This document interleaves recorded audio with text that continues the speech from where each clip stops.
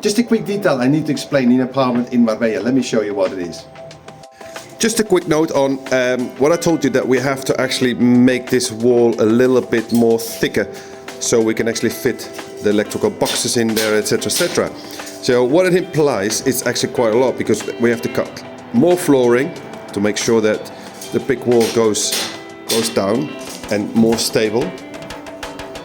Obviously the measurements have to be very, very, very exact. We have to make sure it's completely straight.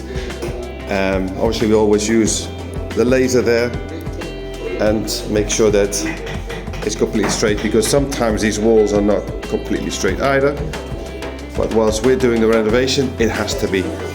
And we have only a certain amount which we can use, so we don't lose too much space of this bedroom, and the same goes for the living room.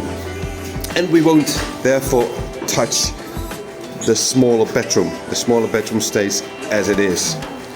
So just to show you, this is a day of working in the renovation. Speak to you later.